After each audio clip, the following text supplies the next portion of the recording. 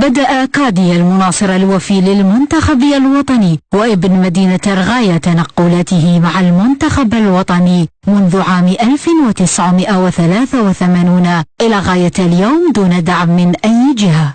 حبه للعلم الذي يجبره على الوقوف دائما وأبدا لمناصرة الخضر للدقيقة الأخيرة. التنقل تاعي مع الفريق الوطني من صغري، كنت 1983 اول مباراه تاعي حضرتها في السجوي تاع الفريق الوطني، كنت صغير كان في عمري 12 سنه 13 سنه. وحنا المشكل الصعوبات بزاف اللي نلقاوهم كيفاش تحضر للفيزا. الا كان سفاره كما سفاره تاع نيجيريا هنا في الجزائر كاين 15 يوم درنا الفيزا، انا في 6 ولا في 10 ماكسيموم درنا الفيزا عطاونا، ولي بي تاع الطياره واحد ما يعاوننا، ني فاف ني موبيليس ني اوريدو، حنايا بدراهمنا وبجيوبنا. رغم كل الصعوبات غير أن كادي حب المنتخب يرغمه على تخطي جميع الحواجز ويتنقل مهما كانت الصعوبات، سواء في أدغال إفريقيا أو أي جهة تذهب إليها كتيبة محاربي الصحراء، والموعد هذه المرة سيكون نيجيريا. في العام كوتيزيو انا البروغرام تاعي سي كوا سي لي ماتش على الجيريا على العام وين تلعب نروح ونيجيريا ان شاء الله. هذا لو 16 بي افريكان اللي حنزوروا مع ليكيب ناسيونال. علاه باسكو نحب نسيبورتي ليكيب ناسيونال. هذو الدراهم هذو حنا نخرجوا من جيوبنا، حنا نحبوا بلادنا نحبوها. كان اشاعات يقولوا باللي الفريق الوطني هذو المناصرين يروحوا باسكو يخلصوا لهم، ولا واحد ما يخلص لنا من السودان رحت بدراهم يخلص البي تاعي 2 مليون 200. هذا هو المناصر الجزائري عندما يجمعه الوفاء بالمنتخب الوطني تكون هناك حكاية حب وإصرار. لك مجار. إذا محترفين هذا الأسبوع كإصابة سوداني، عسى أن تكرهوا شيئا وهو خير لكم. سوداني استنجد بهذه الآية ربما حتى يفرغ على نفسه صبرا مجار، لأنه يقولون بأن إصابته ربما تكون معقدة وربما سيغيب لمدة طويلة. هي شوف كما يقول لك القوري محمد، بيرسوني في لابري دون بليسيور. لا بليسيور كل إصابة تأخذها في التدريب أو في التمرين أو في المباريات البطولة.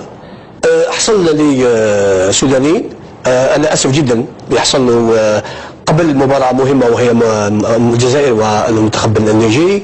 كنا حابين نشوفوا اللاعب السوداني في هذه المباراة، ولكن هذه الأمور تحصل مش فقط السوداني أو حتى سليماني أيضا يعاني أيضا من إصابة. نتمنى إن شاء الله الأمور تتحسن من اليوم إلى مباراة نيجيريا إن شاء الله. إبراهيم، لا توجد إصابات في صفوف المنتخب النيجيري والمنتخب الجزائري لاحقت لاعبيه هذا الأسبوع الإصابات بكثرة. أصيب سوداني، أصيب غزال، أصيب أيضا بودبوز، وشكوك حول مشاركة غلام يعاني أيضا من إصابة ولن يتدرب اليوم. رسميا استبعاد غزال سوداني وبودبوز عن المباراة، وتعويضهم ببنجاح بنزية وبالنصر لاعب أرسنال. نعم، أولا محمد الإصابات واردة في كرة القدم، هذه هي كرة القدم. لا يمكننا نقول لماذا أصيب وأصيب وأصيب. أولا ما عدا الشك الذي يحوم بخصوص مشاركة غلام الذي أعتبره شخصيا برأيي المتواضع لاعب مهم ومهم جدا في تشكيلة المنتخب الوطني على الجهة اليسرى. الإصابات التي حدثت وأيضا سوداني قليلا سوداني، هناك البدائل اللازمة، هناك تشكيلة ثرية في المنتخب الوطني الجزائري، هناك لاعبين قادرين على تعويض اللاعبين المصابين بامتياز، أقولها بامتياز.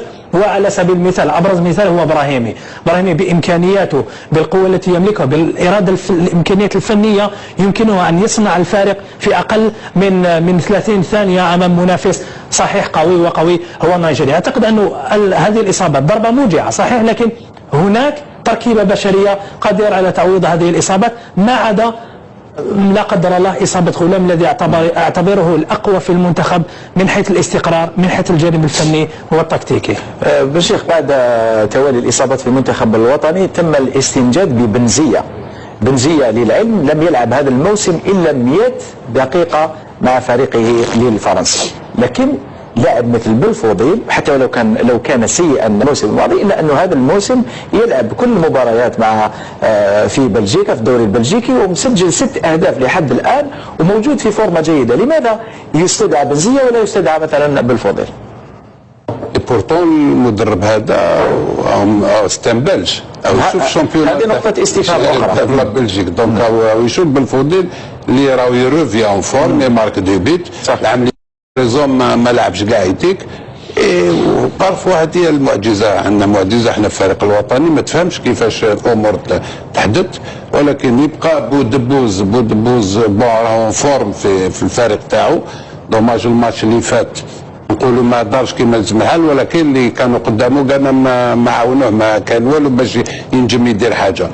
غزال الفريق الوطني واش لعب يا ربي 17 مينوت في الدرنيير ماتش هذاك، هذا واش لعب الفريق الوطني. رومبلاس دوماج باسكو سي ان بون جوار، رومبلاسي بار بالناصر اللي شفناه دخل على حسب لاتوش دو بال اللي دخل، ما لعبش بزاف 10 مينوت، مي لاتوش دو بال اللي شفنا بها قلنا بلي لعب عنده دي كاليتي. ولكن بالناصر من الانجليز تروح تحطو ديريكت في نيجيريا اخي هي انا مره على مره كي نسمعكم تهضروا وقاعد نسائل نحكم على اللاعبين اللي يلعبوا في الانديه تاعهم في اوروبا. انا نحكم على اللاعب لما يكون في المنتخب الوطني الجزائري، لما يقدم مردود في المنتخب الوطني الجزائري نحكم عليه. ولكن انا نحكم على اللاعب يلعب مثلا في بلجيكا او امس دار مباراه كبيره وسجل هدفين في بطوله مثلا البلجيكيه، ولكن انت رايح الى نيجيريا، هل تقدم نفس المردود يتقدم ما لديك في نيجيريا؟ هذا هو احنا نحكموا اكثر واكثر على اللاعبين. المردود ممكن مردود اللاعب في النادي ماجر هو المرآة التي يستفيد منها المدرب حتى يقيم مردود اللاعب. لا محمد، لا، انت تلعب في افريقيا مالكش تلعب في اوروبا. المنتخب الوطني الجزائري يلعب في افريقيا، اذا ناخذ اللاعبين الاكثر جاهزيه. وهذا اللي قلت لك لازم المدرب يكون ذكي ويروح يتفاوض في هذه المباراه بطريقه ذكيه جدا. لازم لاعبين جاهزين، مش لان لعب بمباراه سجل هدف نجيبوا الفريق الوطني يلعب في نيجيريا. لا، دورهم شوف عليه، هذو الاخطاء اللي يديروهم المدربين، هذو الاخطاء. وشوف مثلا احنا رايحين لنيجيريا محمد، رايحين لنيجيريا عارفين المباراه صعبه جدا، صعبه. وكما قلت لك في الحصه الاخيره اللاعبين النيجيريين الان المعنويات عاليه جدا. علاش عاليه؟ لان التعادل امام الكاميرون في الجزائر رفع مستوى هذه اللاعبين، كانوا خايفين منا من قبل. ولكن يقول لك كيف الكاميرون تعادلوا في الجزائر، احنا اللي رحنا الى زامبيا فزنا على زامبيا ما نجموش نفوزوا على الجزائر، قادرين نفوزوا على الجزائر. ولكن بالنسبه للجزائريين لازم التحضير يكون ذكي جدا. احنا رانا رايحين اسمه سيدي موسى نعمل تحضير يومين نروح لنيجيريا نلعب مباراه. علاش ما نعملش تحضير؟ دوزا بي ليميتروف محمد، لان هذه المباراه تطلب الوقت، ما يكفيكش ما جاء حتى ما يطلبش الوقت.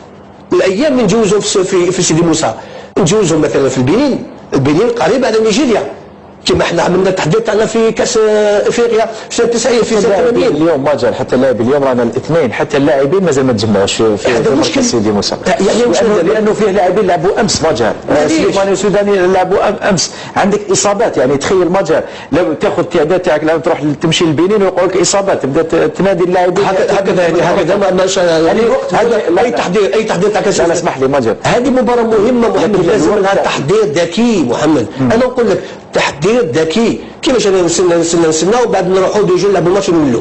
لازم تروح قبل المباراه محمد، لازم تدخل في الاجواء الافريقيه، تتدرب، تشوف الطقس تاعك كيفاش، تشوف الرطوبه تاعك كيفاش. لا المدرب الملعب ايضا يومين ثلاثه راح يتعلم كثير المدرب. صحيح. ولكن انت تجيبني في سيدي موسى نعمل تحضير في سيدي موسى ومن بعد نقول لك نروحوا نيجي نلعب مباراه. كيفاش حتلعب هذه المباراه محمد؟ هم الاخطاء اللي دائما نديروها، نحبوا ولا ما نحبوش. نعطيك مثال بسيط محمد، الفريق مولوديه بجايه وين عمل التحضير تاعو؟ اعتقد راح لتونس او لا؟ راح لتونس وجا لسيدي موسى، يروح لتونس ويولي سيدي موسى ويروح للكونغو. هذا شيء خاطئ محمد، خاطئ. المفروض يعني المدربين رايحين للكونغو يروحوا للكونغو ويقعدوا حتى 3 ايام 4 ايام لكي يدخلوا في الاجواء الافريقيه وفي الكونغو ايضا. كيف تعمل تحضير في الجزائر؟ البرد والشتاء نص الطقس في تونس وقاعد تروح الكونغو 35 درجه تروح الكونغو تسمى 35 سنه. كيف جاكم التفكير هذا باش هاو الامور اللي الاخطاء اللي يديروها الناس اللي يحضروا هذا في اعتقادك بن شيخ يعني هاد الناس اللي حضروا المباريات ما عندهمش علم، ما عندهمش علم حديث اللي يقول لهم بلي لازم تروحوا تحضروا. البعض يقول لك لا انا نمشي 48 ساعه فقط ونلعب المباراه واللاعبين ما يتاثروش بالطقس. يقول لك باش توالف الطقس بن شيخ لازم لك اكثر من 10 ايام، لازم تمشي اكثر من 10 ايام. سورتو لالتيتود محمد حدث لالتيتود كيف لالتيتود ولا افريك حدث نفس الامر في كاس افريقيا.